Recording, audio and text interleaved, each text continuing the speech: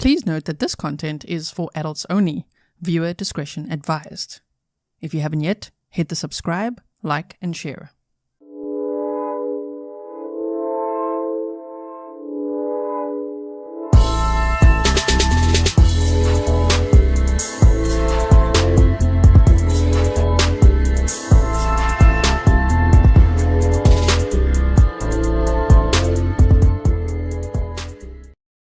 Hello everyone and welcome back to another live stream with me, Grizzly. This is Grizzly True Crime. If you are brand new here, I am South African, so that's what the accent is. I live in the Netherlands, which you might know as Holland, maybe you know of Amsterdam, and I'm happy to be here with you. This is day 12 of the manhunt. Day 12 for Danelo Cavalcante. So there's going to be another press conference at 2 p.m. Eastern Time, which is on the hour from wherever you're watching from right now if you're live with me. If you're a replay watcher, make sure that you look in the pinned comments or the description box or hover over the video to see the timestamps where you can just skip forward if you just want to jump to the press conference. Welcome to all my moderators. Thank you so much for everything you do. Welcome to all my patrons. I hope you saw my post. I showed you where Fury will be staying in a glorious cat hotel, so you can go check out that link over there. And welcome also to all the Grizzly members, all the OGs, original Grizzlies. That means you were already subscribed. And then welcome to all the new people that are gonna subscribe today. We've got lots of new faces here. I welcome all of you. Thank you to all the locals who sent me information about the updates of what's going on in this case. It's quite something, isn't it? And as you know, of course, I've got a presentation for you before we get started. Also, I'm just monitoring these flights over here, and it's over this Nantmeal road, which is an area where they found the van that Danelo Cavalcante had stolen. Yeah, they're flying over there today. As you can see, here's another one as well. This one's also doing circles just like that, okay? So we've got that going on.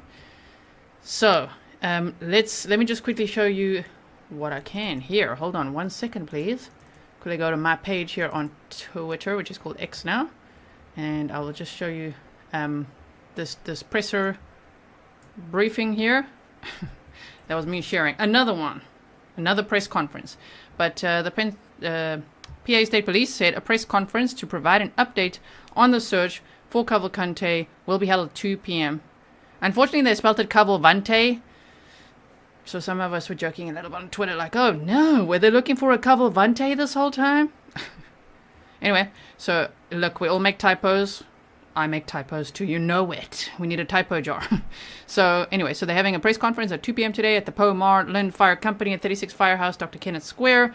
Lieutenant Colonel Bivens will be speaking. The Chester County DA's office will host a live stream on their Facebook page. So we will be looking out for that. Okay, we're monitoring still the flight here. Michelle says he's long gone from there. I also think so. I think so. Do you guys think he's there? I don't know about that. There is also some footage that we can view. Let me just see. I'm just going to put that there. Fox 29 is out with the helicopter again, just flying over the area. It's probably one of these. And so we can see aerial footage if we want to at some point too. Amy Nano said, I'm a G, she's a G, he's a G, they're a G. Wouldn't you like to be a G too? Everybody be a G. Right? Now, why is the chat not popping up? You know what, YouTube, just work with me.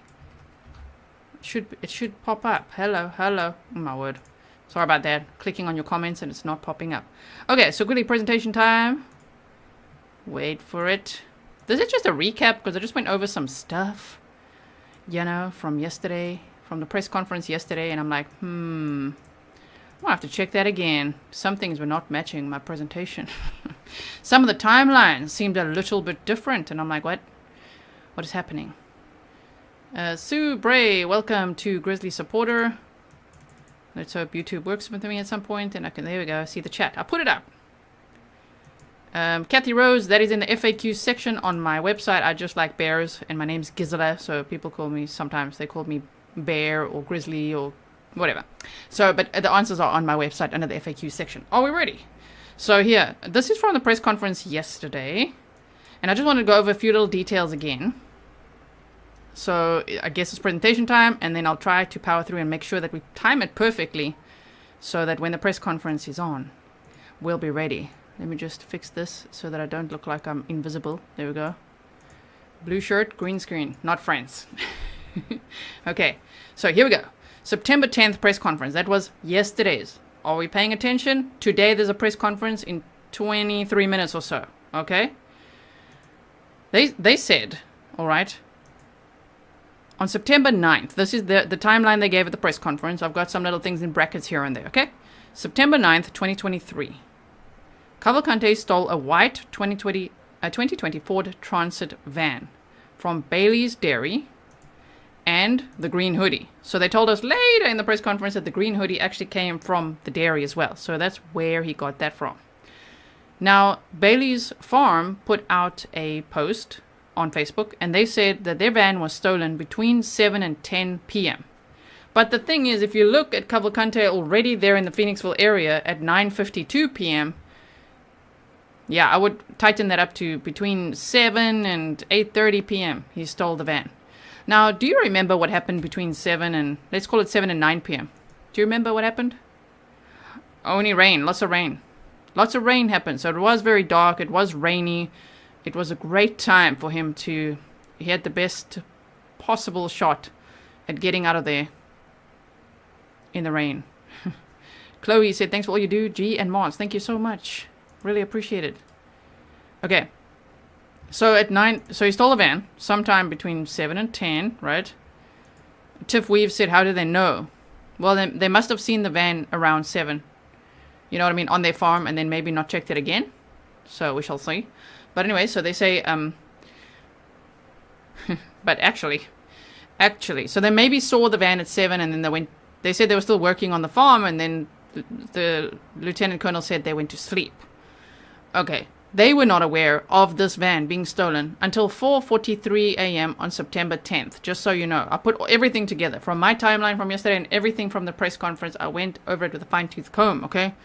It doesn't mean there can't be corrections, you know, but I did my very best to make this like a very comprehensive timeline for you. Stole the van sometime between 7 and 10, but no one was aware of it until 4:43 a.m. on September 10th. This is all local time, okay? At 9:52 p.m., Cavalcante attempted to make contact with a former work colleague. He spoke with the individual via a video doorbell. So that would probably be like, you know, you'd get like a notification on your phone like somebody's at your door. But this person was actually having dinner with family and did not respond. But when they then got home, they reviewed the footage and they called the police. Now reminder, Lieutenant Colonel Bivens said that at 12:30, which clocks over to September 10th, PSP was made aware of a sighting of Cavalcante in the East Pikelands area. But the truth is, because of the scanner, we know there's timestamps on the scanner, local time, okay? We were live as well. Like, there's streams out there, you can verify this for yourself. On the scanner, okay, at 10:30 p.m. It was actually 10:28 p.m., okay? On September 9th, this person had called law enforcement, meaning Cavalcante was on their ring cam there trying to ask them for help.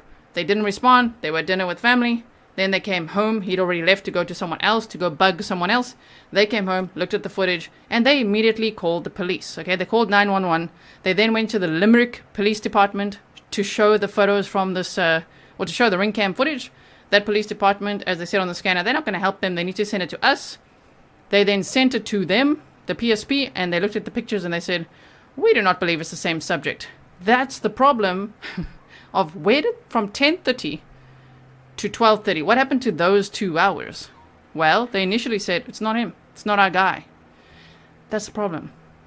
I don't know who that guy is, that police officer and the team who decided we're going to look at the photos. Yeah, no, that's not him. Anyway, they actually uploaded those photos to the system. They used facial recognition software and they said, it's him.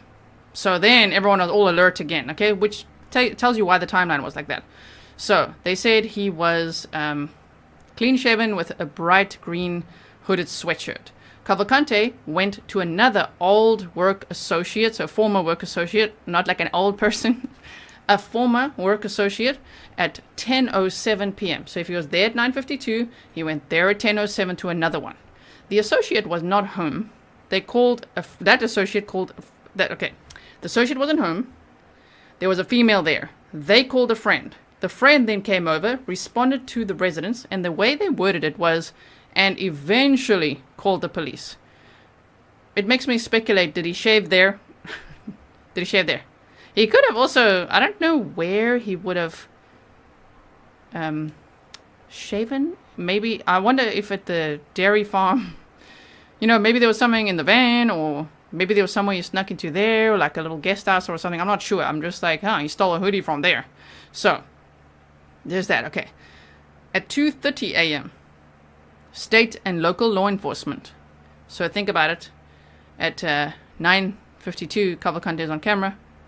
And then at 10:28 p.m., this person is like, hello, this is him. I know him. And his sister. This is definitely him.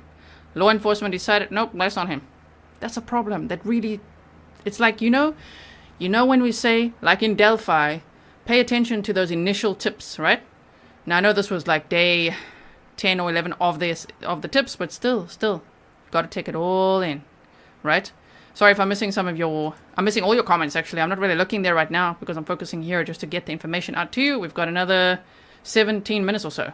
Okay, so, at 2:30, they said state and local police were notified of Cavalcante's changed appearance.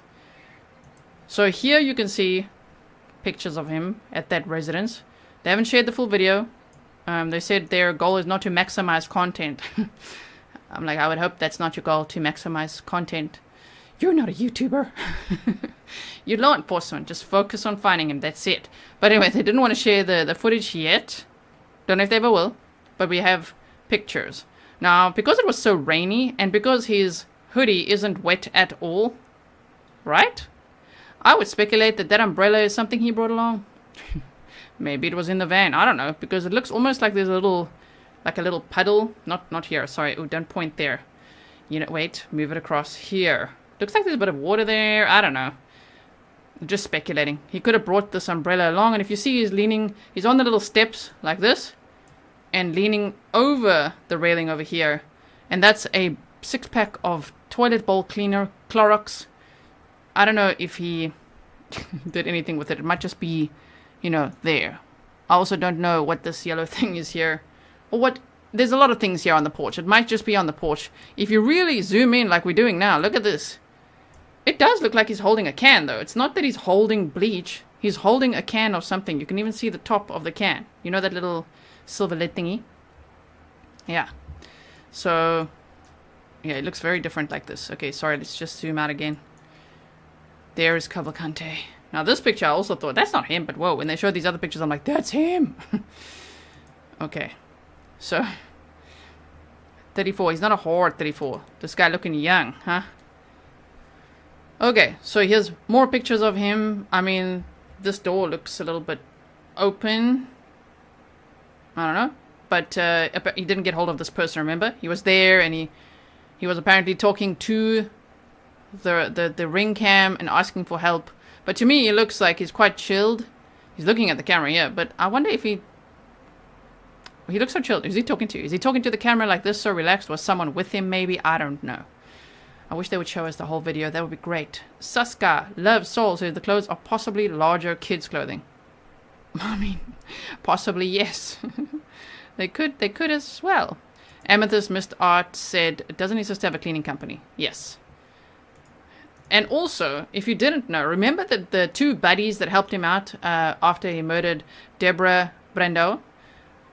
Those two buddies, one of them was or is, it's reported as is, but I want to be careful with that. I'm not sure if it still is current. But one of them was his sister's boyfriend. I don't know that. Until yesterday, I was like, wait, what? Oh, my word. So, very, very connected. Which makes sense then that they've, arrested his sister and she's facing deportation so they can minimize the risk of him having helped to escape, right? Okay, so Lieutenant Bivens said that the theft was not noticed until PSP canvassed the area looking for a possible stolen vehicle after the reported sighting of Cavalcante. Okay, so while everyone at the farm was asleep, in the middle of the night, that was like from 4:43 a.m., law enforcement starts canvassing the area and like, oh crap, like where is a vehicle stolen, right? Thank you, Lorna. You said just saw a comment from someone from Brazil who said it's from the state of Tocantins. Sorry, I'm probably saying that all wrong, which is a jungle and small villages. This guy knows his way around the woods. And I think he follows like creeks and water lines, don't you think? Anyway, so they said, I'm just going to power through because we don't want to miss the press conference.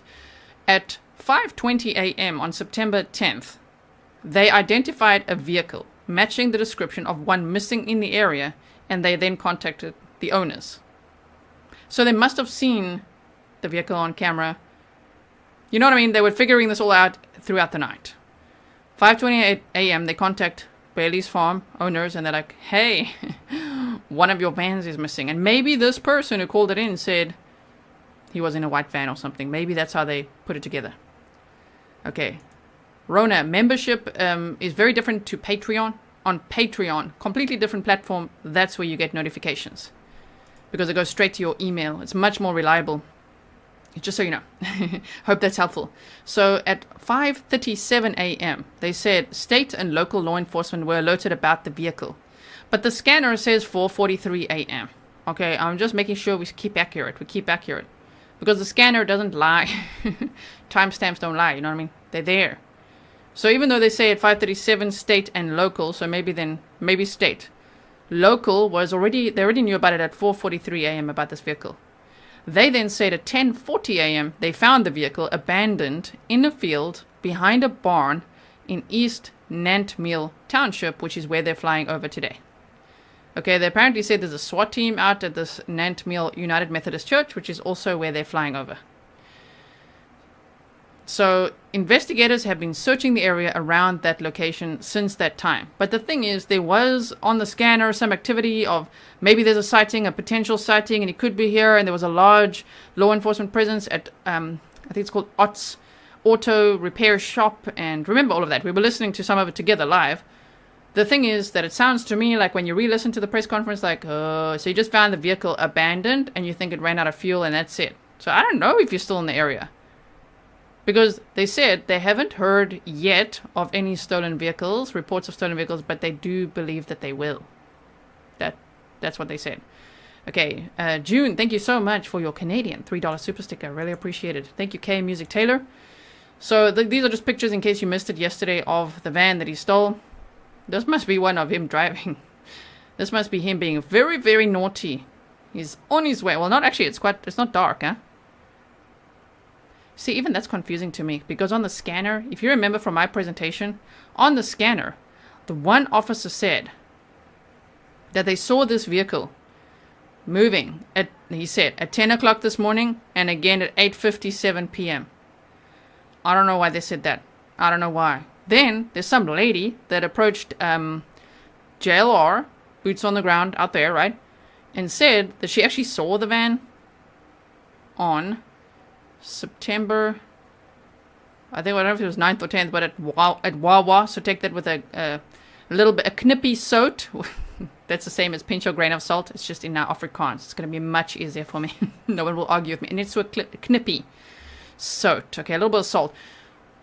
But that's interesting, seeing two guys, one wearing a sage green hoodie. Like, she explained everything before all this came out. And I'm like, wait, what? And then all this information about the van came out, and I'm like, whoa. So I don't know exactly where that Wawa was, but they're talking about near the Walmart and all of that. So anyway, a little bit of salt. Point is, the scanner said something about 10 in the morning seeing the van, and then again at 8:57 p.m. So I don't know what that was all about, okay? We're just going to add that as a question mark. It was initially broadcast on the scanner as well that it had Bailey's Dairy on the side, but then they later corrected it to say it's actually unbranded.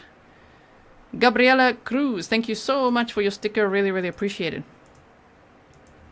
Okay. Pamela said he's on 1251 Wilmington Road right now. Possible sighting. Thank you for that. I'm sure. I mean, there's been so many. I don't know if you guys stayed up quite a bit last night. And there's been a lot of potential sightings, like 20 million of them in the area. They're like, here. I don't know. We have to see how it pans out. I hope that we hear like, oh my word, they've got him or whatever. Okay, so we've got the press conference in 9 minutes. 9 minutes. Okay, just hold on 1 second. Yes, so we are looking at we're looking at the chopper, you guys. Yeah, Ja, net so 'n knippie sout, Algoma one.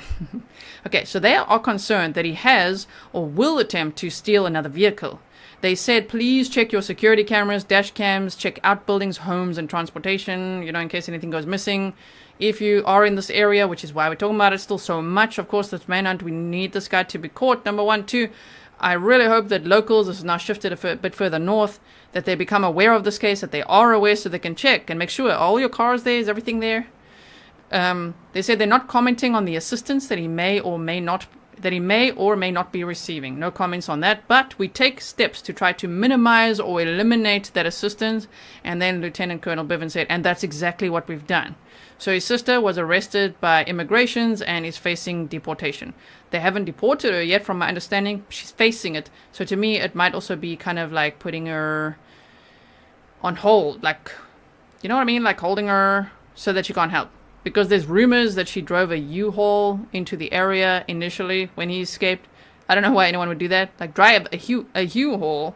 Are you moving? I don't know if that's like, no one will notice. Maybe. That's a rumor, though. I'm not sure if that's true. Anyway, so they say the physical search near that van is happening, but a number of things at play that don't require that physical presence are also happening. So, again, that tells me They seem to be leaning more towards that he's not in that area, but we shall see today. Color said opinion. Do you think PSP or LAO dropped the ball a lot? I don't know. It's a complicated question. I just think very accurate timelines would help, and just saying, you know what, we tried our best, but he actually managed to slip through the cracks. There's actually been a lot of vulnerabilities, that they did talk about vulnerabilities, tunnels, rain, everything. You know what I mean? Like, we tried to seal the perimeter as much as possible, but it's really hard in that area, and he actually managed to get away. And we should have set up a roadblock. Right? Let me know what you guys think. Okay. So they said they believe Cavalcante is still in Pennsylvania. The victim's family, Deborah's family, is still protected. They're helping them and watching their house and everything, making sure they're okay. They said we were going to bring even more resources in. So Lieutenant Colonel Bevan said, but the next day, like the day after they spotted him there in Phoenixville, they're like, but we were planning to bring in even more resources and do a whole sweep of that area. All right, it sounds like they scaled down for a second, and then maybe they're going to bring in even more. This must be costing so much as well, which is ironic that the prison was complaining a year ago about needing $4 million to really upgrade the security at the Chester County Jail and all of that. Well, this is costing something like $1 million a day, so they should have rather done the upgrade, right? I know it's hindsight's 2020. I get it. Hindsight. Okay, so we got 6 minutes. I'm just saying, make sure it's secure. That's number one, that no one gets out. Because in May, Igor Bolt got out, and then now, August 31st, Cavalcante got out. So they said he is absolutely looking for support. He needs that support and doesn't have it. So that was an interesting statement too. Clearly, he's been in residences, businesses, and in vehicles at least once, so they can't say whether he now has a weapon or not. Based on where he was, and these associates, maybe he was in a gang before in Brazil. We just don't know what these associates have given him. Does he have a bag of cash? Does he have a weapon? Did he go into a house and steal stuff? We don't know what's on him right now, right? So they said he is willing to endure some hardship now. Yes, he wants freedom rather than be locked up, life without parole. But he's gonna be if he survives this, right? So they said he's very determined, and we are even more determined. That was a good positive statement, yes. They believe he ran out of fuel and abandoned the van. Bacon, Eggs, and Hash said, I don't think anyone dropped the ball. They're just dealing with a very street-smart individual. Jungle smart. Right? Wood smart. Okay, so they anticipate that they will have reports of a stolen vehicle. They knew where the weaknesses were in the perimeter, and perhaps they came into play. There's no reason to hold this new perimeter once their search is complete there. So they've been scouring the area. They said there's no reason to hold it unless something tells them that, okay, we need to establish a new perimeter there. So here's the flyer that I made with updated pictures. If you want to share that, it's also on social media. So we got that. We're almost done, and it's going to be good timing. 4 minutes. Okay, all the tip lines and everything are in the description box. Just a reminder for those who maybe don't know, there's always new people here. He's 34 years old, 5 foot, 120 pounds, fluent in Spanish and Portuguese, extremely dangerous, and he escaped the Chester County Prison on August 31st of 2023, which is a jail. There's a reward of $20,000 being offered from various agencies, $10,000 from Philadelphia Crime Stoppers. So you need to contact them first. I believe there's a bit of an admin process to get that $10,000 if there's information leading to him being captured. U.S. Marshals offering $5,000 and Chester County $5,000. Brenda said, if he hides in a church, can they still arrest him? I think so. Why wouldn't they be able to, right? I think so. I don't know though. Tell me if you know otherwise. Now I'm just showing you some pictures because he looks quite different all the time, right? So just so that you can just see him in many different ways, all right? With the beard, afterwards without the beard, right? You could see there. Okay, I'm still watching this chopper. Quickly, let's see another one. So this is on the day that he escaped, August 31st, 2023. There he had like a towel or something tucked in the back there, and I'm sure he used that to get through that razor wire, the barbed wire. On the right hand side there, wearing the white shoes, which are awfully clean now, huh? Those white shoes are so clean now. From the latest photos, I'm like, did he pour the bleach on there? Did he clean the shoes? Why are the shoes so clean? I don't know, because he was walking in those shoes all over the place. Very durable shoes, right, that they make for these inmates, obviously. Objection Cake said, I wonder if this was during the Burgos trial, if the result would be different, if jury would have been affected. Interesting. I don't know. So I'm just showing you again, he's still wearing the same pants, you guys. Still the same pants. Well, who knows now if he's getting a change of clothes somewhere. And again, you can just see the change from the beard to the no beard. And I think his hair, if in one of the pictures you could see the hair that he still has. Where is it? One of these pictures that we've seen before, you could see he hasn't like shaven his hair off or something. It's just tucked under the cap. Just the beard. Okay, how was that timing? 1 minute to go. That was pretty good, huh? Okay, so we'll put this on. You can see they're around this area now. Nantmeal United Methodist Church is where they're at. So, NEP said some churches in some cases can provide sanctuary even from police and authorities. Very interesting. They did actually go into that Zion church near to where he was seen on that ring cam footage, but he wasn't there. They cleared it. Okay, that's what they said. So, no, we want to go to... Oh, I got to show you this. I found a picture of supposedly the victim, the person he killed in Brazil. Yes, so we can go over that afterwards. Mark, an interesting interview with the owner of the house that Cavalcante broke into in the middle of the night. I've seen it, yes. I was sharing some of that on social media on X today. I'll show it maybe later. Okay, let's quickly go. Let me just find it for you. Hold on. I just want to boost it and everything. Hold on. We've got Chester County District Attorney's Office. Okay. Let's put it back. And we just make sure. Where's that X one? It will be on the Chester County Live on the Facebook page. Okay. So it should be here. Any minute now. Let's go. Let's go. We refresh. We refresh. I don't know. I don't know if he's in that area. Do you think he's in that area? Linda says, after the press are being mean to YouTubers, not sure I trust anything they say. Why not work together? Right? I know that they were also talking about vigilantes, people going out there armed and being like, we're going to take care of it. Law enforcement needs to be very clear on if they can or cannot do that, right? If they're allowed to be out there or not. There's been a little bit of miscommunication there. So I know they're talking about vigilantes, but they also said there's a YouTuber running around. All of that. So, yes. Yeah, bacon, eggs, and hash. I don't know. I don't know about that, but you never know. Okay, so we're waiting. It should be happening any minute now. You know how it goes. We've got to refresh. The Illuminara says there's footage of the van leaving a church that was broken into along with another car. Yeah, that was from Nick's live stream. But yesterday at the press conference, Lieutenant Colonel Bivens said it wasn't related. ASAC, Jamie Milligan, and Rob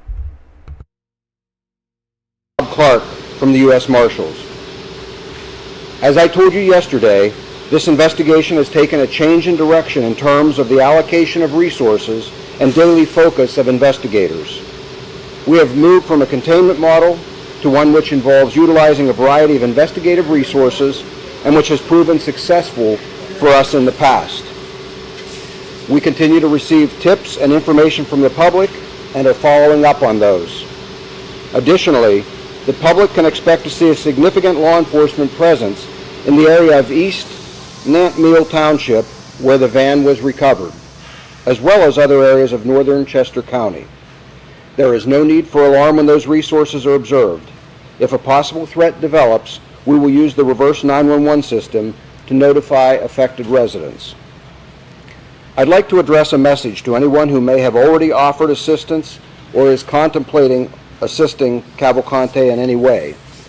We will prosecute you fully for those actions. Alternatively, I would suggest that you are in a position to help facilitate the safe capture of Cavalcante. If you choose to assist us, you could be eligible for some or all of the reward that has been offered for Cavalcante's capture. As a matter of fact, I'm announcing today that Chester County has increased the amount of reward they are offering by another $5,000. That brings the total reward offered up to $25,000 for information that leads to the capture of Cavalcante.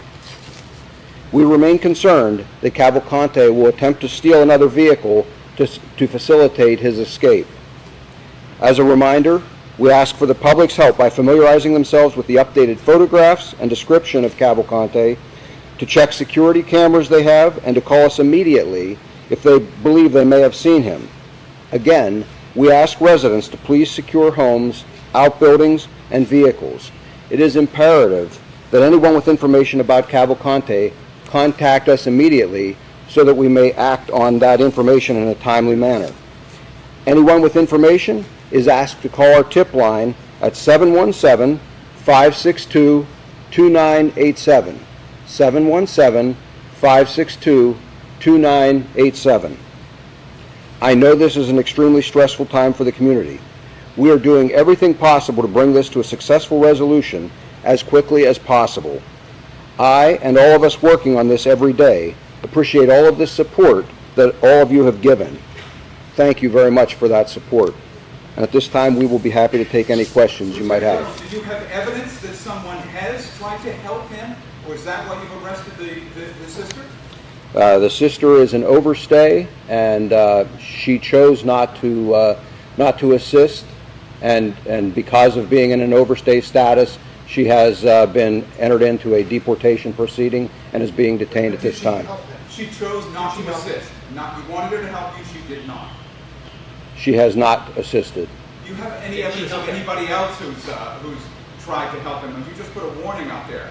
Do you have people who you know of who did try to help? I'm cautioning people preemptively, and yes, we are monitoring.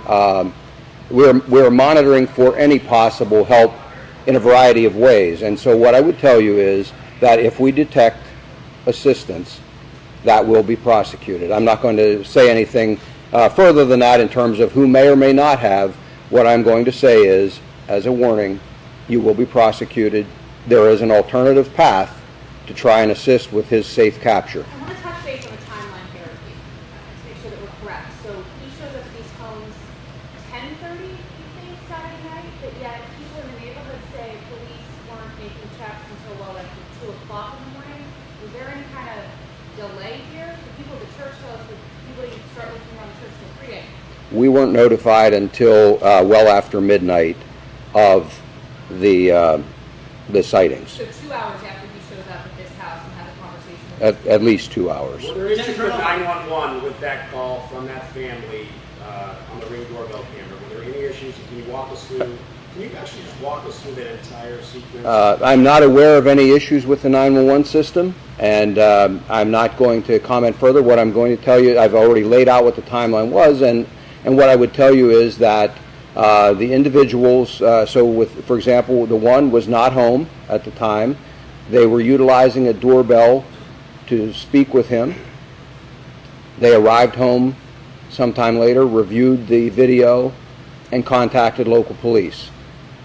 Whatever occurred there, we were not a part of it. We received the notice, and I gave you the time yesterday. I don't have it in front of me, but it was sometime around 12:30, as I recall, so after midnight when we received the notice, and our investigators then began working on that information. These are the only two places that you believe he was, because we have neighbors in another Phoenixville neighborhood telling us that there's a heavy police presence, that he was knocking on doors in that neighborhood as well. Those were the only two that we have reports that he communicated with anyone. Lieutenant Colonel, at this point, have there been any other visual confirmed sightings since this doorbell photo was released? There have not.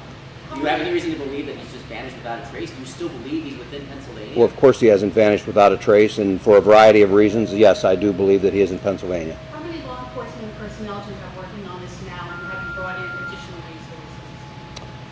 resources?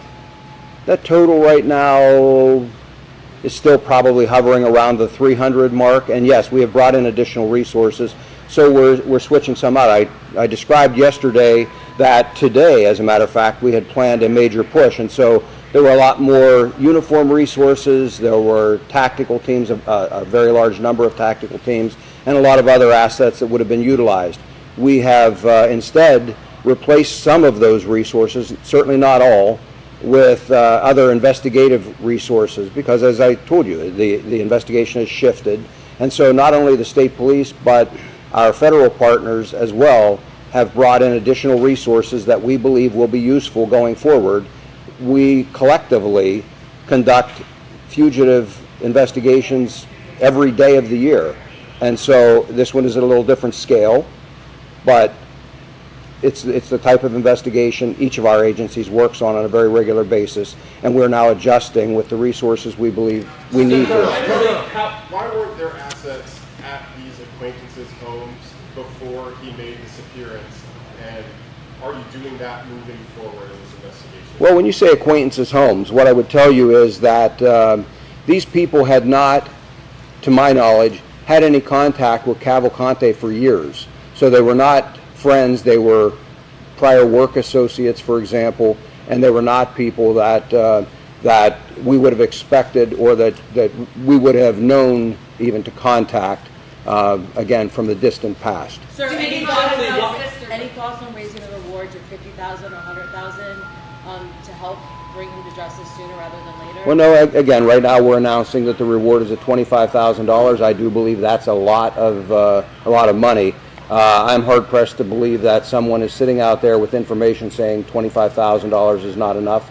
I suppose we'll consider things as we go forward, whether that will increase or not. But for right now, that seems to be a pretty reasonable amount, I think. So with the reward, with no defined area to search, are you 100% reliant on public tips in order to find it? No. There's been a lot of reports or rumors, I should say, that Cavalcante's sister previously was seen near the search perimeter in a U-Haul or some other type of vehicle. Is there any credence to that led to her arrest? No, I've heard those reports. Her arrest was, again, because she is an overstay. That was a process that would play out for anyone in her same circumstance. And what I would say is she has failed to cooperate, and so there was no value in law enforcement keeping her here at this point. Through the communications with the sister and acquaintances, what do you know about the resources he may have, cell phone, money, food? What is he asking these people? And can you kind of divulge what kind of intelligence you gathered in terms of what... No, I don't want to talk specifically about what I think he may or may not have or what he's looking for. Those are all pieces of our investigation. But I think it's, again, fair to say what I've said all along, and that is he needs additional help, he needs resources for the long run, and he is seeking those. Sir, have you expanded the search to Berks County at all? Oh dear, signal in the area is not great. We have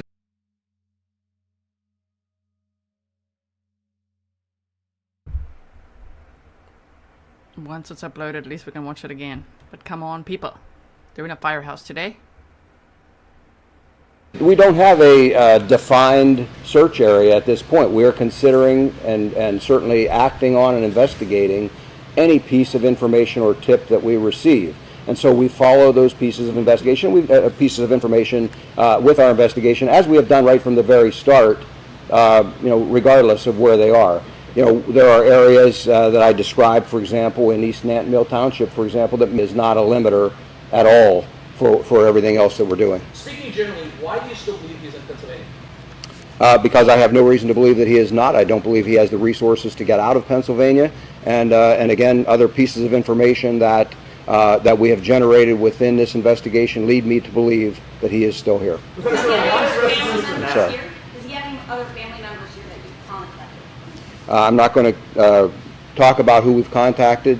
He does still have some family and friends in the area, and we are aware of those. Senator Colonel, why arrest his sister now? She previously testified at his trial in cooperation with the prosecution. I assume her immigration status was known earlier in August. Why arrest her this week or last week?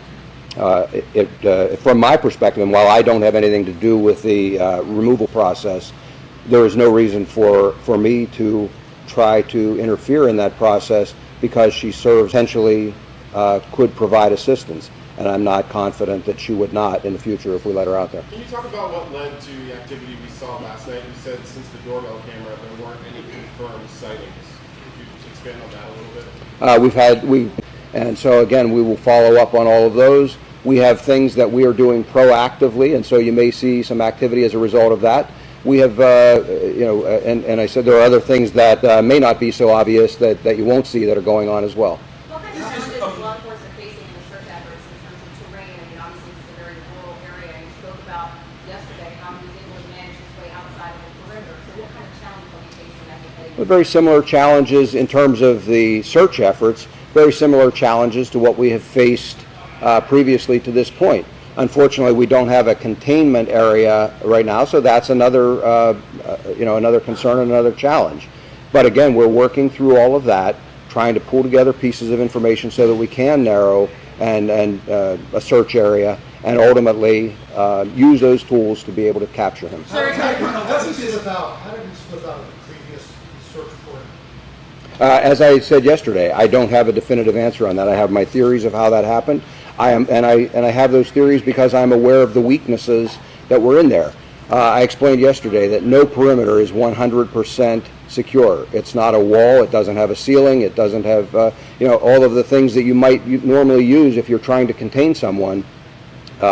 We use the human element. We use technology and so forth to be able to try and secure the perimeter as best we can. I am aware of some of the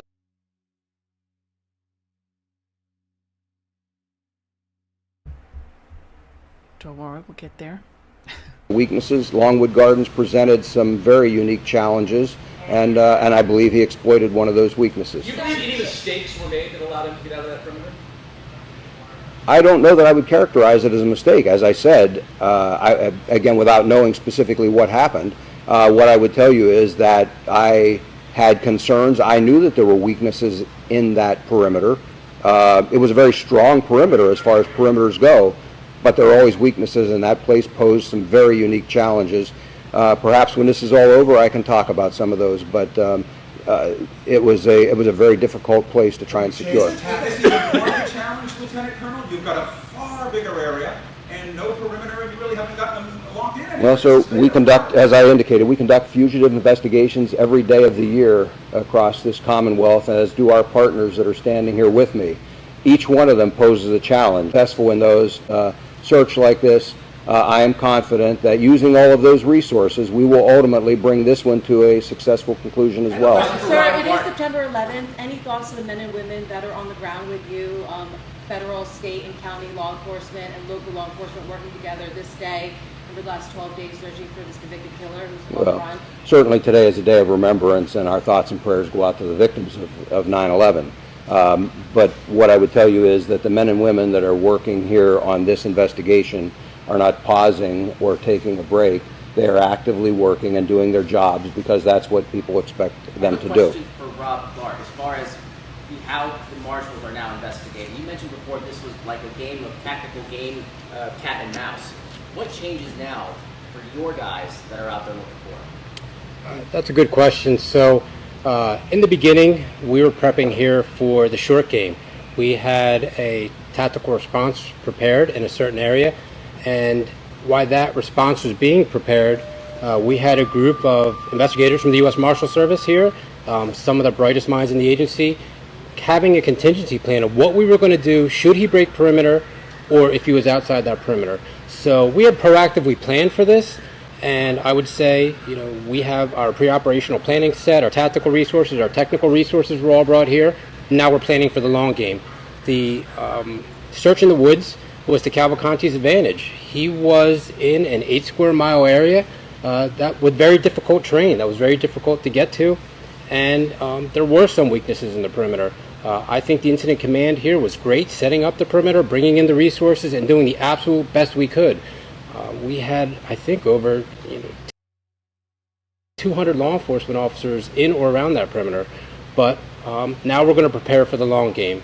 And the long game is what we do best. The U.S. Marshals Service, like the Colonel said, does fugitive investigations every day.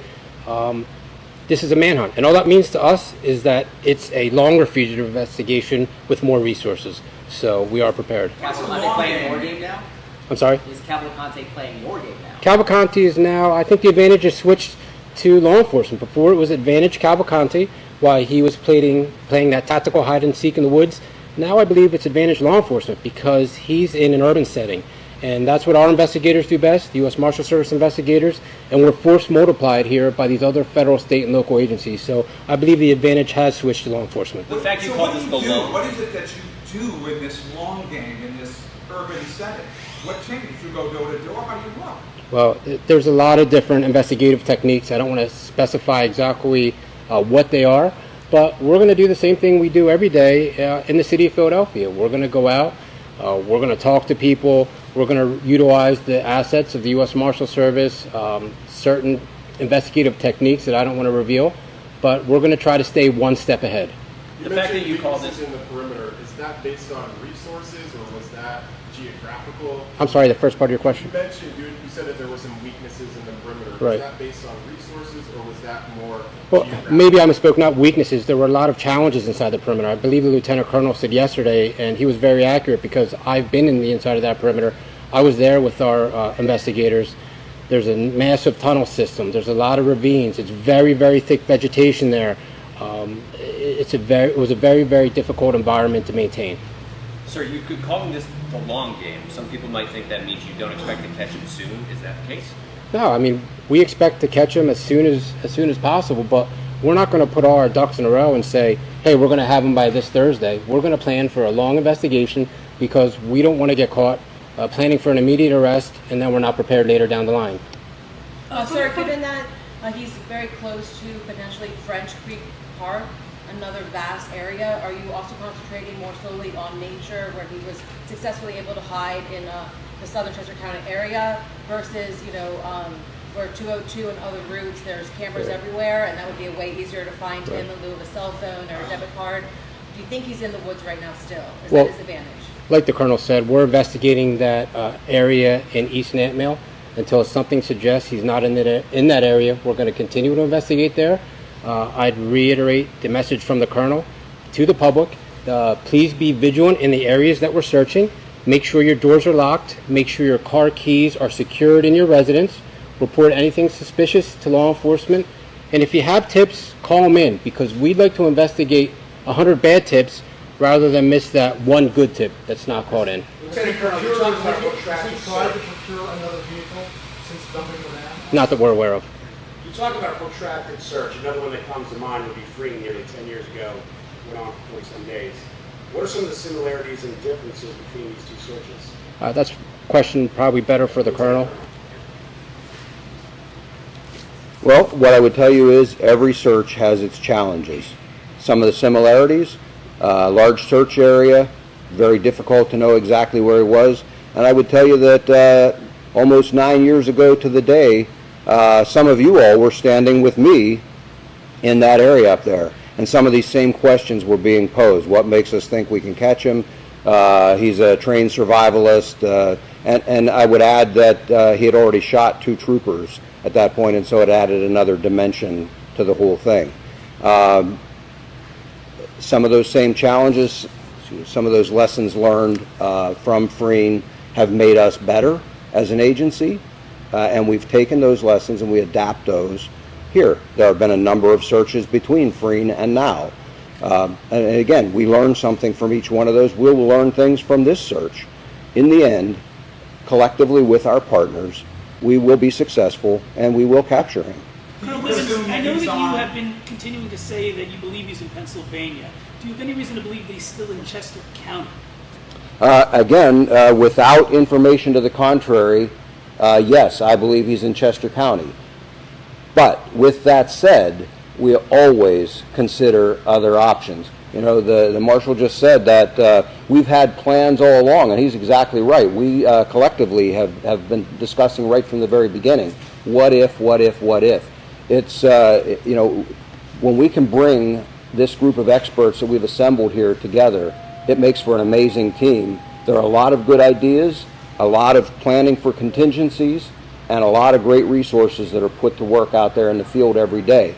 We're trying to use the talents of all of those people and make this a successful operation. I've seen a lot of reports of citizens arming themselves, sort of driving around the perimeter, expressing an interest in helping. Have you received any complaints or even made any arrests of people inappropriately walking through the perimeter or otherwise behaving inappropriately? We have not made any arrests. We have received calls from others about some of those citizens. We've investigated again. We have not made any arrests. And I would ask again that people consider not doing that. They're interfering in our investigation, potentially drawing resources away from the task at hand. We don't want an unfortunate incident to cause anyone to get hurt.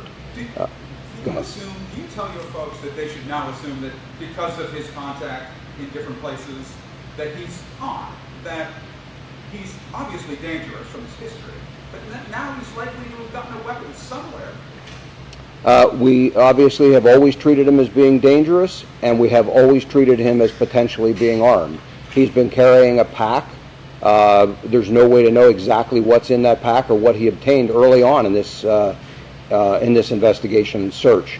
And so we've always treated him as though he may be armed, and certainly with his history of being as dangerous as he is, having been charged with one homicide and now charged and convicted with a second, I think it's fair to say that he needs to be treated in that manner. Yes, where was the sister? The interaction with the ring. I'm sorry? Do you plan to release the ring camera interaction anytime soon for us to review? I've not made a decision on that. I will tell you that it's in Portuguese, so it's not something that's easily reviewed anyway. It needs to be completely translated. We have done that for investigative purposes, but again, as I said yesterday, for me the focus was on getting these photographs out. They really are the thing that provides value, and you know, before we release full videos along with audio, we want to make sure that there's no impact on the investigation. Yesterday you talked about a full sweep happening and doubling manpower and things of that nature.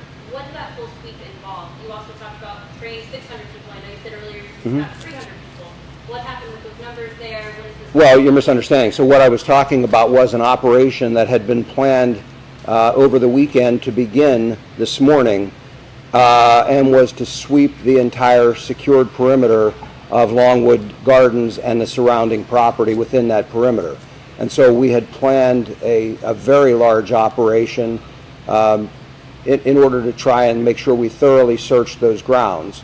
That was what I was talking about with those very large numbers. You know, the marshal mentioned, and I've alluded to them before, about the challenges in there. It is a unique place to search and really takes a lot of resources. You know, when some of those sightings occurred in there, we had skilled tactical teams in there from multiple agencies. And even then, it was problematic to try and capture him or to find him again once a brief sighting occurred.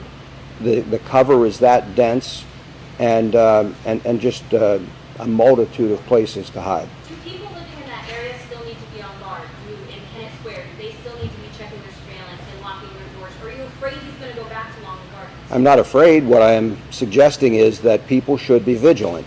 And I can't say that only people within some 1 square mile area someplace should be the only ones to be vigilant.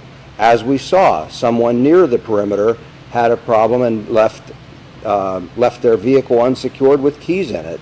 That posed a problem. And so what I'm asking is that anyone, certainly in a very, you know, it's a good practice anytime. They shouldn't be leaving their keys in the car. I'm just asking people to double down and be especially vigilant and make sure that they aren't doing things like that, particularly now when we're involved in this manhunt. You said you had no containment area. Can you be specific? You don't have a containment area like you did previously near Longwood?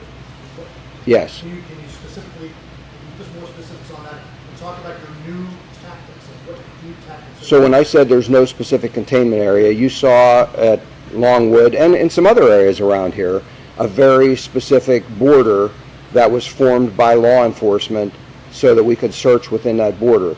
What I'm saying is that I have not formed a similar border, a physical presence to contain an area. We are, however, still conducting searches without identifying and securing a very specific area. We're conducting searches of some large areas of ground using some of those same tactical teams and other resources. On the sister, which agency initially picked her up? Where was she initially picked up? And just to clarify, you said if released. I'm taking notes. You're concerned that she may help him again. Did she attempt to help him prior to being picked up? I'm not going to discuss what she did with regard to helping him or not. What I would tell you is that she is in the custody of federal authorities, ICE, and we have no involvement in that, and so I don't have a lot of other information. But you guys did not pick her up initially and then pass her off to ICE? I don't know specifically how that played out. I just know that there was a discussion and an agreement here that that proceeding could take place. I don't know who worked with ICE to get that done. The sister to try to communicate with them, get to them? Well, again, I'm not going to talk specific tactics. We will use all available tools, and we are seeking the cooperation of any and everyone in order to bring this to a safe, successful resolution. In that doorbell message you just said, what was he asking for specifically in regards to support? What I'm going to say is, generally speaking, he was focused in that message about trying to meet with these individuals. As I said, they were not home. And so he was trying to arrange a meeting and to make sure that that would occur without anyone else present. There were some other discussions that I'm not going to go into, but that was really the biggest focus.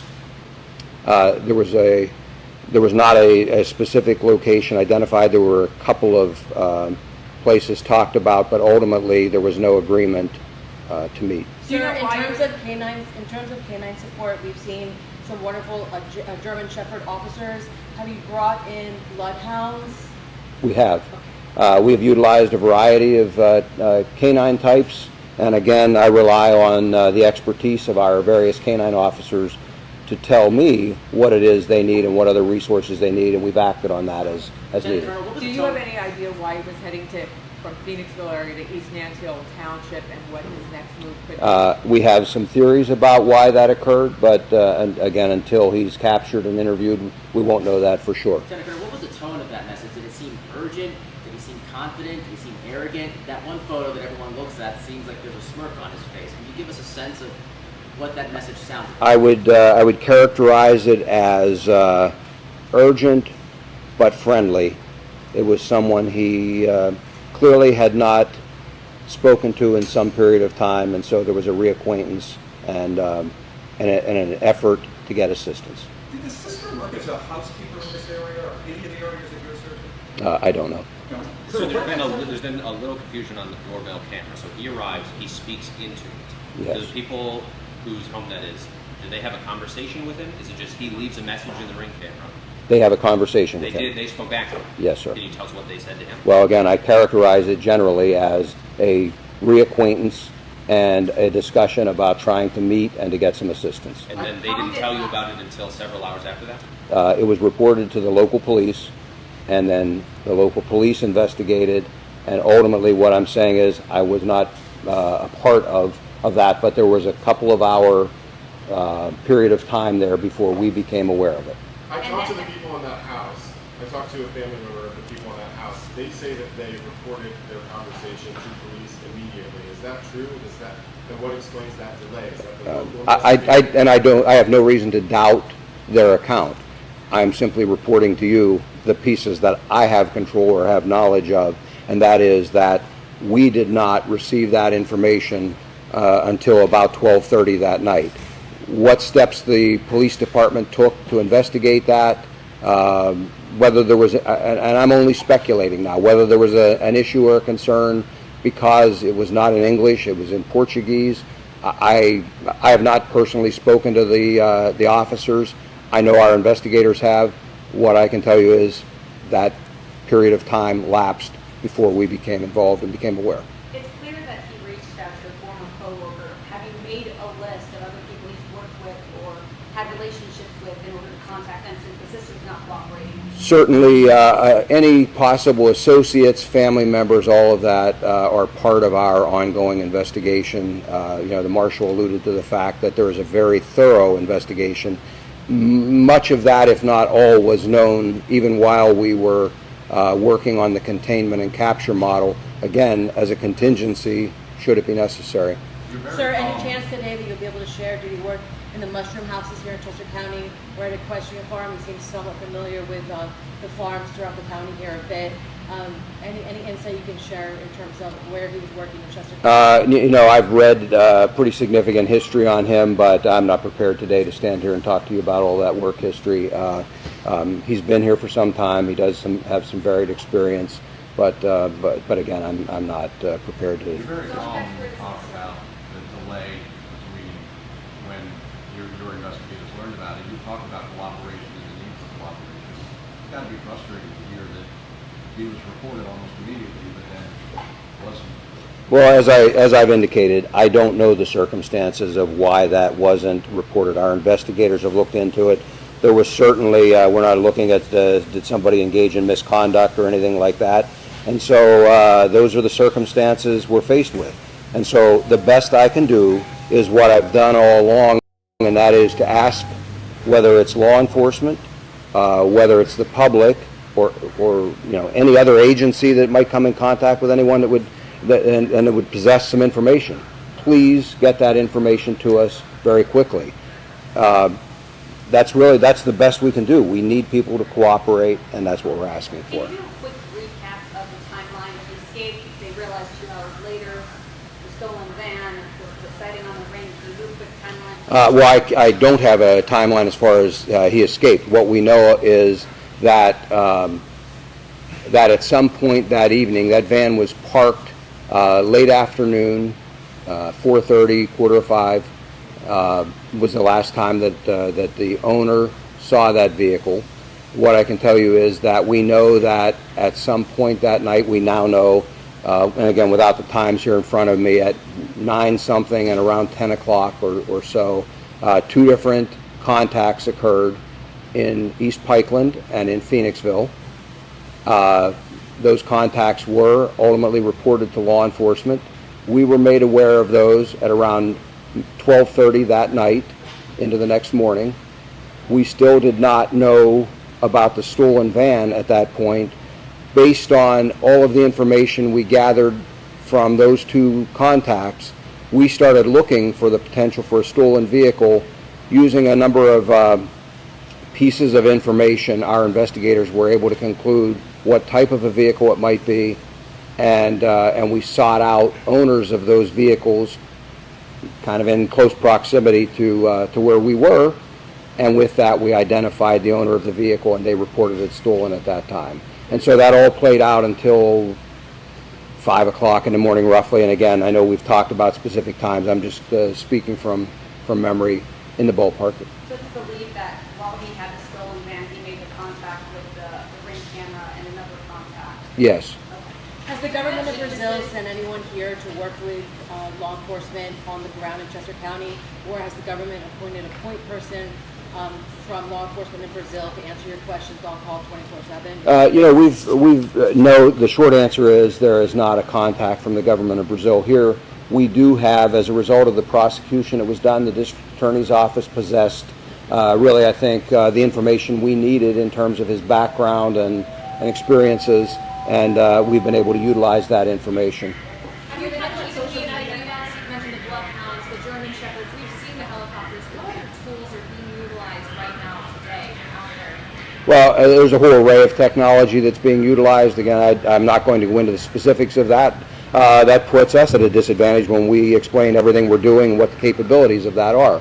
And so what I would tell you is that any available, reasonable resources being brought to bear from not only the state police, but from the marshals, from the FBI, from the county, from any agency that possesses it, the expertise, the technology, the investigative experiences are all being brought to bear on this. Going back to where this started, have there been other weaknesses or potential co-conspirators within the Chester County prison that would have been able to escape in the first place? Now that this investigation is going on. That will, when we finally conclude this investigation, we'll be able to speak more to any co-conspirators or anything. Right now, I'm not prepared to discuss that. We've made no arrests, filed no charges in that, and so it would be premature of us to address anything like that now. Earlier break-ins that social media, you've been really beat up. I'm sure you've seen the comments yourself, but there's hundreds of law enforcement personnel out there. There's dogs, there's drones, etc.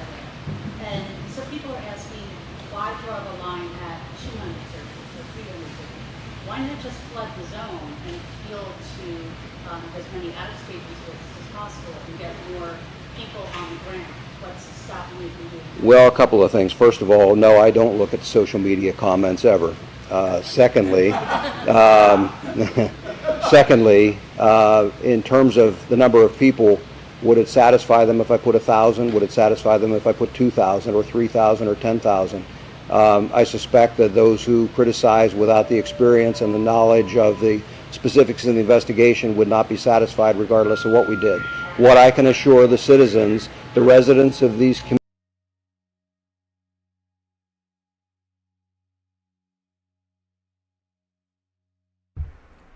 communities are that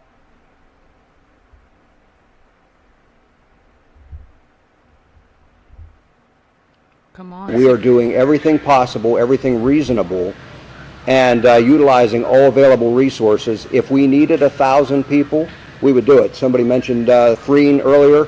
There were days there I had 1,000 law enforcement officers or more on any given operating period up there. If we need, I don't have the type of information that I would need to make the best use of all of those people.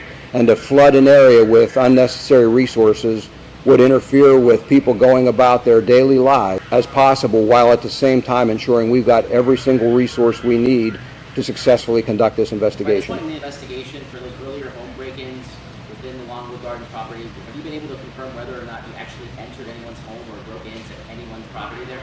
I don't have any conclusive evidence to suggest that that he was responsible for any one of those burglaries. That's not to say that he couldn't. He was the person who did the certain break-in. Is the sister's apprehension in any way a possible warning to others who may know him, may have information that could help you, who's immigration status? I'll let that to others to look at that and draw their own conclusion. What I would say is, if someone is thinking about offering assistance and acts on that, we will take whatever actions are appropriate based on what they've done. There's some concern in the local community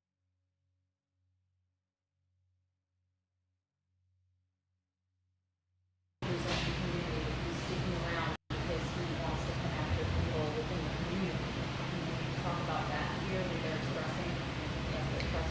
expressing? We have no information to suggest that at all. I will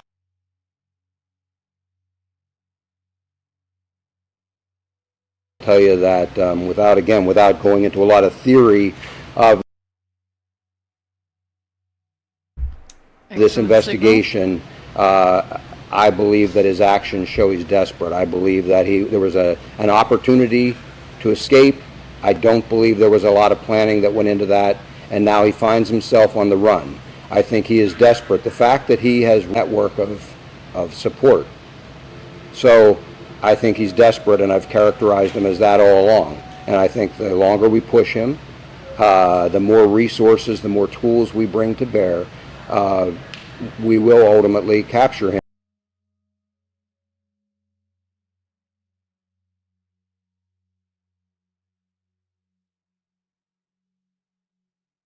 Oh man. the signal there. He doesn't have what he needs to last long term. So the key is determining perhaps where he fled when he left that white van in northern Chester County. Do you know what direction he went, specifically the township that you're searching? I'm not. See, that's why I bring you the bullet point summaries the next day. There again, I'm not going to talk specifically about pieces of information that we may have gleaned. What I would say is that what I've already said, then that is that we will continue to search in that area. The fact is, he fled to the east. Again, very. And off they ended. Great, just over. Okay then. Well. We could see once it's uploaded properly and all that, unless they just lost signal, which we've seen from people who are boots on the ground. The signal is so crap up there. Okay, so we've got a few things to talk about as usual. Okay, I'm gonna go over important points. Deborah says, why does it keep pausing? The signal is terrible over there. CPS, stop it. You say, thanks GK and crew. Thank you so much. Really appreciate it. Oh my word. Katie said, possible sighting on the scanner. I do see that they say on social media. Luke says, Danelo Cavalcante, ATF has arrived in East Nantmeal. We're going to look at the chopper now, which they say is ATF is arson, the Bureau of Alcohol, Tobacco, Firearms, and Explosives, ATF. Thank you again, CP. So spoiled. My word. And now the reward is $25,000. Okay, let's have a look at this quickly. So we can see, oh, ATF police. What are they doing? Whoa, what is going on? But it doesn't sound like they think he's out there, but yet he's desperate and he ran out of fuel. He abandoned the van because he ran out of fuel, which makes me think he's desperate, went to a bunch of houses asking for help, didn't get the help he needed, drove that van as far west as possible, and then ran out of fuel and then ran into the cornfields or what? Is that what we're dealing with? I don't know. Damn. Okay, look at them go. It's in this East Nantmeal area. Okay, so we're looking at that. Let me show you quickly the radar. Let's just see what's happening here. Absolutely nothing.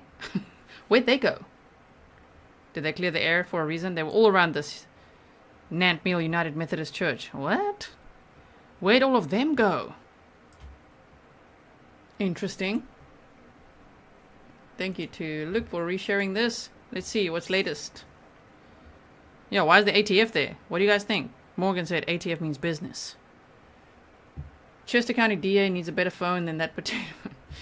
Appears the ring door cam sighting conversation was promptly reported. That timeline, they really need to look at that timeline. And when it's like, I don't read any social media comments ever, maybe you should.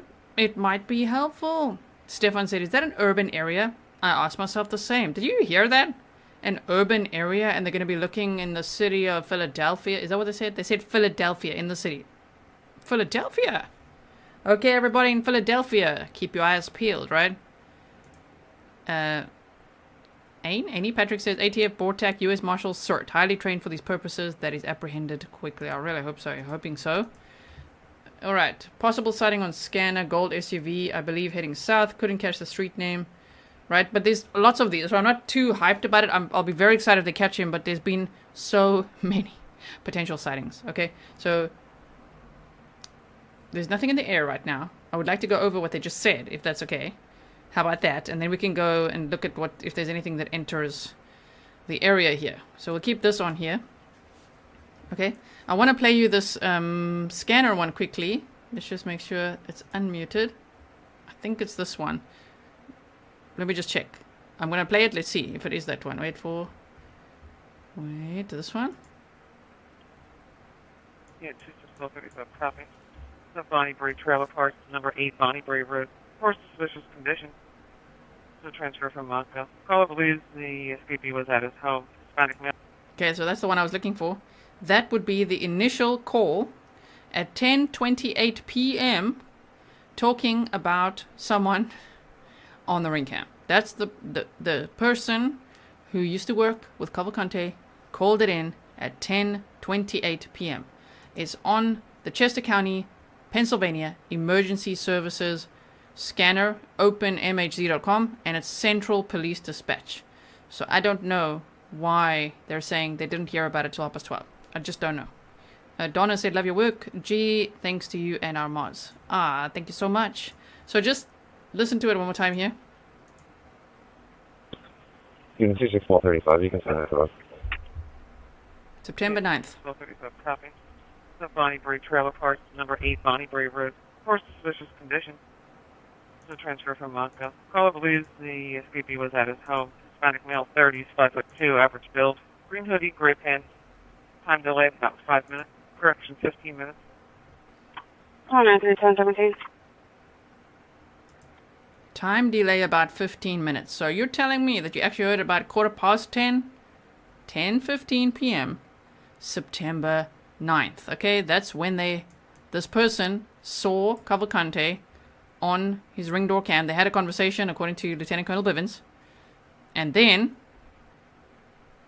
I don't know, I wrote down some other things. We shall see. We'll have to listen to it again. I'll make bullet points again for the next day. If there's anything to bring. I like to look at the press conferences and really tie it all together to make sure we stay on the information with the bullet points. All right. So, off we go. Let's just answer this person who's lightly trolling today. What's wrong with reading large letters? You know what the problem is? Imagine if everyone does that. And YouTube sees it as spam, especially if everybody does it, which then suppresses the reach of the stream. So you're not the only one here. There's actually 10,000 people here. And we don't want all 10,000 people to write in all caps. Does it make sense? Okay, continuing on. So you heard that. The scanner is in local time wherever you are. So if you're on the East Coast, in that time, it will be at 10:28 p.m. on September 9th. That they talked about the suspicious individual that this person's called in. Now, let me show you something. Let me just play this from... Wait, I'm gonna go get my timestamps in that notebook, huh? Vixen, stop being a nutbutt. Yes, June, thank you so much. Really appreciate it. Wait, I'm gonna find my little scribbles here. It would be at 4:50. Okay, so we're gonna listen to that one. You heard it at 10:28 p.m. and then they said this at 10:50. Let's play it from here. Copy. 26 Apollo 20. You can cancel my last request for the OIC from the state. Richard was able to look at another picture. We do not believe it's the same subject. Unit 26 Apollo 28, copy. That was at what time? 10:50 p.m. That's why there was a delay. Because that officer said, you can cancel my request for everyone, right? Because we looked at the pictures, we do not believe it's the same subject. That's why. It just is what it is, okay? That's the truth. There was a delay because I looked at the pictures, they're like, that's not the guy. They then uploaded it anyway. Someone, thankfully, overrode that and thought, let's just upload this to the system in case, and then they use facial recognition, and they're like, holy crap, it's him. So there's that. SB Tobin says, arriving late, sorry, but Recovery Addict was singing your praises today. Thank you so much. Okay. So we got that. Also, I was watching Recovery Addict earlier. You know why? Because I thought, am I going nuts? This was at 10:30 p.m. And at the press conference, they're saying 12:30. So I watched his stream today, where he was rewatching the press conference from yesterday as well. Because I'm like, let me verify this. Somebody's going to say something. And he was like, no, 10:30. We're all on the same page. Nick was out there. Nick the Hat, boots on the ground, was out there. He has the timeline too. He's been talking about it on the phone too. It's 10:30, and now the scanner doesn't lie. So there's all the people that said it. There were boots on the ground. We're all streaming, talking about it. And then there's the scanner, right? So, yes, Kathy Rose said the local cops had to sit on it before they turned over to PSP. By the time it made it to them, it was a couple hours later. I understand that completely. Yes, Kathy Rose. The problem is, it would be great to be like, well, that department unfortunately didn't think it was him, and so they canceled all requests, and then later they uploaded the pictures, then we used facial recognition, and then we realized it actually is him. You see what I mean? That would be there. So, that's what we have from that. I just quickly want to see. Reported the van stolen. Let's just go to this one. 10... Wait. Let's see if I can listen to that one, if it's correct. I just want to quickly find something, and then we're going to... I need to show you this again. Okay, hold on. 10:47. It should be here, which is local time for me. Hold on. Could be over here. I copied the last on the van. What's the last known direction of travel? We decided at that intersection around 10 o'clock, made multiple passes through in multiple directions. Okay. Alright. Yeah, it hit 10 o'clock this morning. And then nothing again till 8:57 tonight. And that was on which day? That was on September 9th. I don't know why they said, oh, okay, so from 10 o'clock this morning, nothing until 8:57 p.m. 8:57? Okay. So if he stole the van between 7 and 10, it's looking more closer to 7 than actually 8 or 9 or 10. Because already at 9:52, he was outside that person's house, right? Okay. Yeah, local law enforcement got the call at 10:30. Well, they weren't clear on the timeline there. But it wasn't reported to the command center until 12:30. Oh, man. And then they say that please call in the tips because they'd rather investigate 100 bad tips than not investigate tips. Then investigate the tips. There was one of them saying, I know him. I know his sister. Okay, he's standing there. He's on my ring cam. Here's the pictures. And they're like, nope, that's not him. I'm like, oh, man, that was so hectic. Okay. So we've got that. So the timeline we went over before this press conference started. So what I'm quickly going to do now, because we can sit here and listen to that scanner all day. We've done it before, okay? We're like, oh my word, there's a potential sighting. Here. And I'm going to be looking at social media. There's just some important things that I do want to share with you. And I will probably, put together a presentation again. We shall see. Just hold on 1 second. Okay. Let's go to the little notes that I took.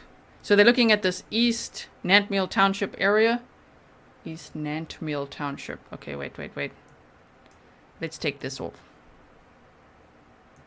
By the way, this Carco gas station in this area here, which is Carco gas station in Kennett, they actually helped law enforcement out a lot. They, their business was pretty much shut down for 9 days, and they've taken the business knock. So if you're local to this area, please go and support this gas station if you can. That would be great.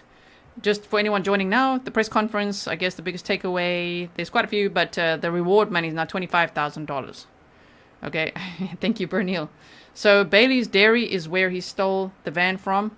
I actually went on the map when someone asked in chat, how far is it from Bailey's Dairy where he stole the van to that Bonnie Bray Road where they said he was spotted, and it's 25 miles, which is about a 46-minute drive.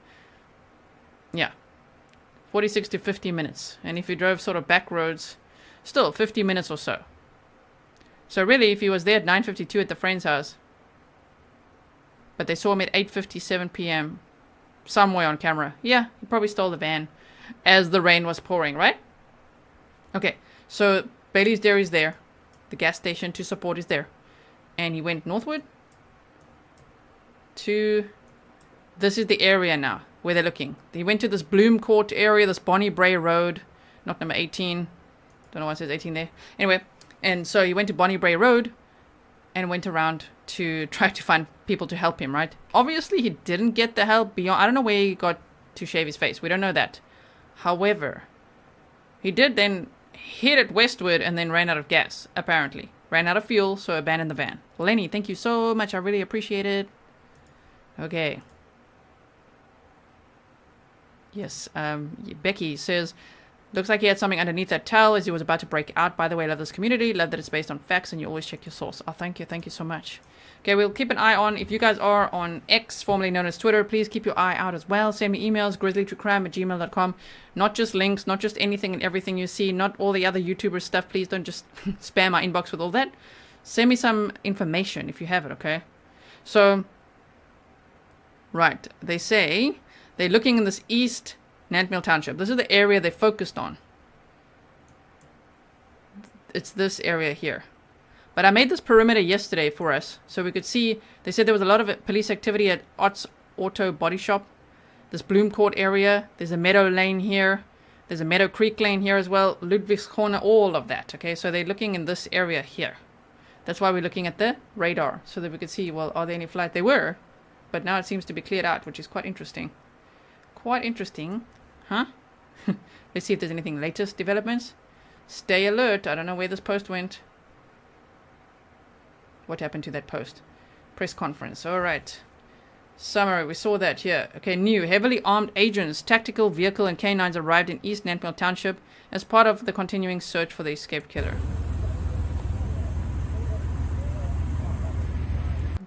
sound off. Damn. They're really arriving. So I wonder, imagine if he's really there in those words. Oh my goodness.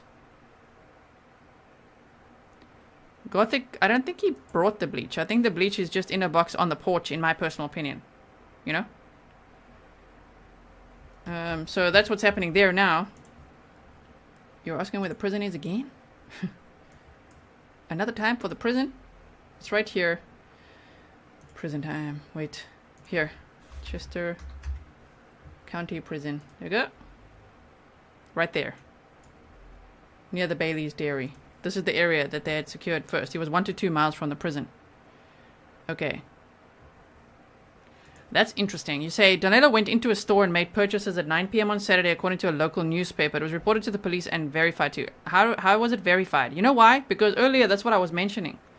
I was mentioning that some lady saw him. I don't know what her name is, sorry. But at a Wawa. Saw the van, saw someone in a green hoodie. She was thinking, that's quite strange. Didn't recognize him. But then afterwards, when she thought about it, she's like, wait, what? So, interesting if that's true. Interesting. Okay. So they said they will prosecute if anyone helps him. Helicopter in Devon. Interesting. We'll just keep this on. Can't see any helicopter. Where's Devon? We'll just keep that on to see what's going on here. Okay. So they said they will prosecute if someone helps him. They've said that a few times. Later they asked, is the sister like an example to others? It sounded like the sister's an example to others. $25,000 reward. In my personal opinion, I don't think it's enough. If you're spending $1 million a day, roughly, on this search and all these resources and everything, why not just make it $50,000 or $100,000? Especially if you say you're not relying 100% on public tips to catch him. Why not then make it $100K? You'll probably lose nothing, you know what I mean? But you never know if someone will snitch for that. Tamara, thank you so much. Really appreciate it. Algoma one says, Wawa. Yes, imagine if he was Wawa. Marlene said, what was the comment about tunnels? Does it mean culverts or something else? There's actually underground tunnels in that area. We've looked at it throughout this manhunt in that Longwood Gardens area. Okay, so they've got the tip line still, 717-562-2987. They said the sister was arrested, but it was because she's an overstay and they're busy with the deportation proceeding. And then they said she is not assisted. But later they said in the same press conference, we're not going to go into whether she's assisted or not. I'm like, okay. So did she try to or not? They are monitoring if anyone's helping him. And they're monitoring this in a variety of ways. Okay, probably a lot of cell phone activity and all things like that. Okay, so they are utilizing... Someone was utilizing a doorbell to speak to him. So that person on the Ring doorbell cam actually had a conversation with him, right? That's interesting. Kathleen Davis said it wasn't a Wawa, though. It was another small store, not a chain, a local little carryout. Very interesting. I will check my emails when I can. I'm sure when I look at it, there'll be about 200 emails. And I'll have to, every day, at least. And I will have to find your email in there. So I hope I can find it.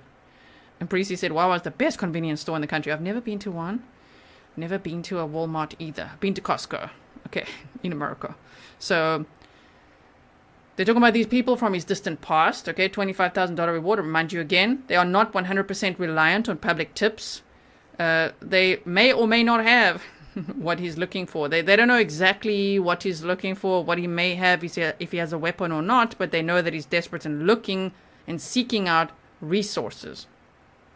Yeah, Donald Payne says $100,000, you will get bounty hunters involved. But definitely, major tips will come in. That's what I'm thinking. I don't know if $25,000 is enough right now. I don't think so. So they said there's no this was a big one. There's no containment area right now. And they say Cavalcante exploited one of the weaknesses that they knew about in the perimeter. Probably, I don't know what. What do you think? Darkness, wooded areas, tunnels, rain. Okay. They said the other guy that spoke, I'm so sorry, I didn't get his name, but the other guy that spoke, okay, said he said, it didn't say he could be. He said he's in an urban setting, and then they talked about the city of Philadelphia, and I'll have to re-listen to that, and I'll bring that to you, okay, at some point. Damn, Amy K said if the reward's too high, people who have no experience with guns will come out in droves, with kids even. in my opinion. I don't know, man. We need whoever's in that former gang with him or in a gang or something to, you know, the money is what the language they speak, right? Denise Parker said reward after taxes isn't much. So they've got a long-term goal. They referred to that Eric Frayne, which was a search in 2016 that took 48 days and cost $1.2 million in the same Chester County area. So, not that he's in the Chester County area anymore. Is it still Chester County? Or is he? He's in this Phoenixville area. And maybe even here. This Nantucket East. Not Nantucket. Nantmeal. There we go. He's in that area. Okay, so I'm almost done with my bullet points. And then we'll go on to looking at what's the news, what's social media. I want to show you also a picture of the victim from his murder in Brazil. So we'll look at that as well. They said be vigilant in areas that we're searching, but later also said they can't really say, they have no area of containment, so just be vigilant everywhere. And don't leave your keys in the car. Whoa, as a South African, don't do that. Don't leave your keys in the car. That's just like, yeah, don't do that. I don't know if we live in that world anymore, anywhere you are, first world or not, okay? Call tips in. They'd rather investigate 100 bad tips than not have tips. All right, so we've got that. They're not going to discuss anyone helping him or not. They said that he was focused on trying to meet with these individuals. Interesting. And then they said they were using bloodhounds, but this whole time we were like, why aren't they using bloodhounds? They answered at a previous press conference that they're using other types of canine units, but not bloodhounds. So why did he now say they are? We have bloodhounds. So they have it. Maybe that's a way to say it, but they didn't use bloodhounds. Because even Dog the Bounty Hunter had an interview, and he was talking about, if it was me, I would tell them to use bloodhounds, right? Okay, so that's what we got there for that. Kathleen Davis said, triple fresh market and catering according to the Delco Times. He made purchases there too before showing up at the houses. Like, if this guy made purchases before showing up at the houses, can you just imagine? Where did he get money? Was it in the van, or what do you mean? Like, how did he do that? Diana said King of Prussia, highly urbanized, but still close to rivers and woods, and that's where he's actually used to stay. That's where he's from since he arrived in the USA. King of Prussia and Royersford, I think it's called. Royersford. Yes, he knows that area very well. Lots of friends, family, associates, things there. Indeed. Thank you so much. Okay. So, we've gone over some bullet points of the press conference for today. And I want to show you this now. Wait, here it is. So I found this little article because the other day someone in chat actually offered the name. I've read it from, I think it was the Philadelphia Inquirer or somewhere. They actually shared the name of the victim in Brazil that Cavalcante murdered in plain sight in 2017. So I just wanted to know more about it, so I've been scouring the internet for that. Okay, so they said, sister, thank you to Jovan for sharing this, Jovan Silva, sister of student murdered by U.S. foreigner, recalls crime, a scary night. Walter Jr. was killed in 2017 in a diner in Figueirópolis, I don't know if I said that right, and Danilo Souza, you see how that's spelled, is accused of the crime. You see why I say you got a fake ID and change the spelling of his name. Because since he's been in the USA, it's Danelo with an E, and Souza is with a Z. On all the American court systems, you know, for the trial and everything, it's Danelo Souza Cavalcante. But here, in Brazil, it was Danilo Souza. So they say in a diner, and Danilo Souza is accused of the crime. U.S. authorities look to locate convict who also killed his ex-girlfriend. That was on April 18th of 2021. The escape of 34-year-old Danilo Souza Cavalcante, sentenced to life in prison in the United States for stabbing his, they say ex-wife here, but it was former girlfriend, has shocked American authorities at Tocantins, where the fugitive is also accused of the death of Walter Jr. Moreira dos Reis. The victim's family remembered the day of the murder and the marks left by the loss. So there is the name of the other victim. If we can find, if you guys are local and you know, because there are a lot of Brazilians here in the chat too. We've got Brazilian Grizzlies. We've got Grizzlies all over the world, which is so nice. So if you have more information, please send it to me, grizzlytruecrime@gmail.com. But at least we have his full name here. We've been sharing a lot of pictures on X, formerly known as Twitter, and Facebook of Deborah Brandau, because I think it's important to remember that Cavalcante is not just like some little man running around, you know, with these little Velcro shoesies, okay? This guy. He's a murderer. He's murdered 2 people, and he murdered Deborah in front of her 2 children. And he murdered this guy as well, Walter Jr. Moreira dos Reis. The victim's family remember the day. Okay, he was imprisoned in the United States for the death of 34-year-old Deborah Evangelista Brandau. The crime occurred in the city of Phoenixville in April of 2021. Danilo stabbed the victim in front of her 2 children, it's obviously translated, and was arrested hours after the crime in Virginia, by the way. The escape was registered on August 31st this year from Chester County Prison. In Tocantins, the murder was registered on November 5th of 2017 in the city of, that city that I don't want to say wrong again, okay, in the southern region of the state. Walter was shot dead in a downtown diner. According to the victim's sister, Diane Moreira dos Reis, a lot of people were there because there was a party in the city. She also said that the loss shook the whole family and that she misses her brother. 'Twas a scary night. That must really be translated, right? 'Twas a scary night. He's in the quiet little belly, and when I came back, he was already dead. He was good having soda with his friends. He said to me, I'll drink the soda here, I'll stay with my mom, and I said, then it's good. When I got home, I only heard gunshots, Diane said, reporting that her mother's house is very close to where her brother was murdered. She also said she felt anxiety when she heard the gunshots.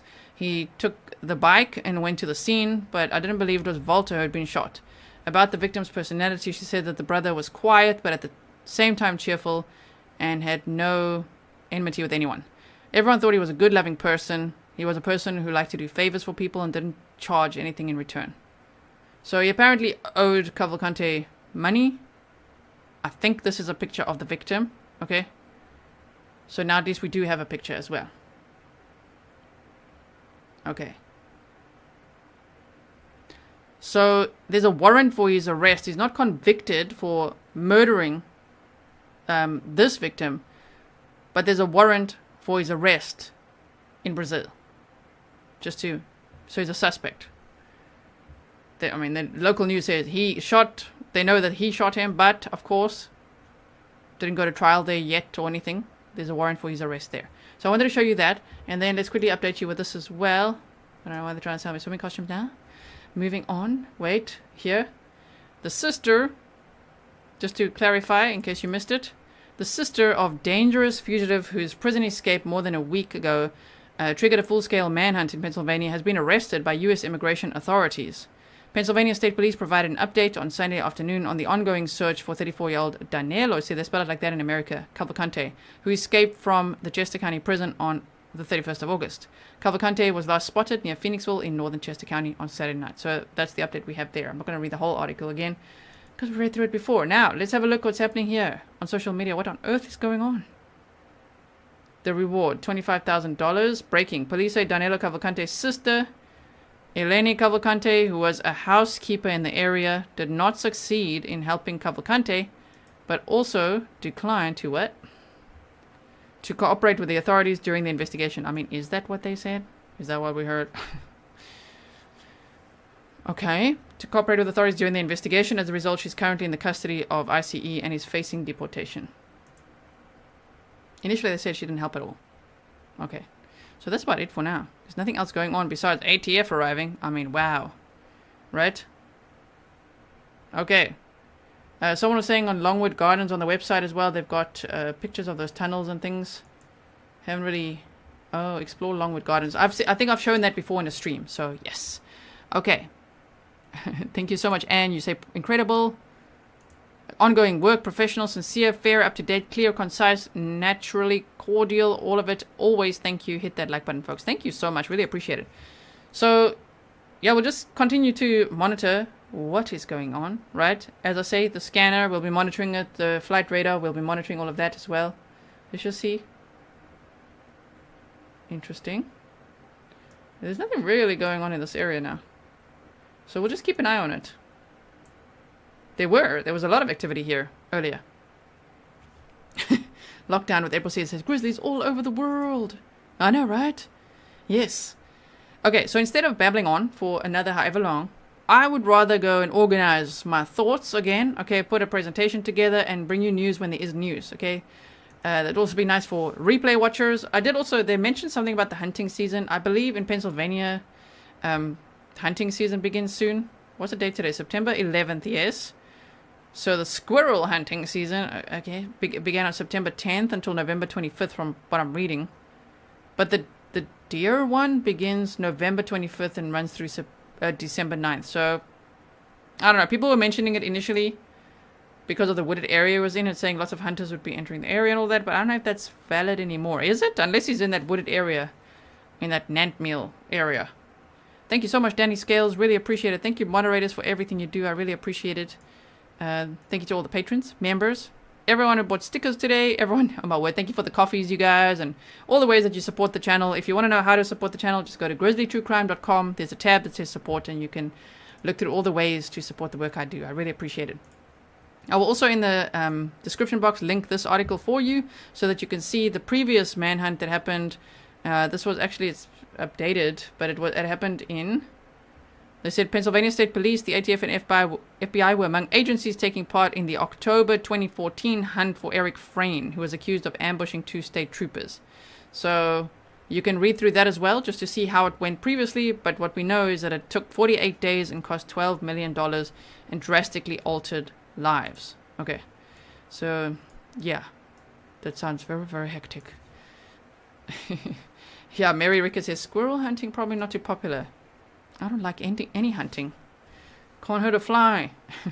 Okay, so thank you, everyone. I will see you again very soon. As I say, don't worry. I'll be back as soon as there's news or if I hear something that's really, really important on the scanner. But please know there's a variety of people to choose from. If you are into just listening to the scanner for hours and hours and watching things for hours, there's lots of people doing that. So you can watch over there and I'll be lurking.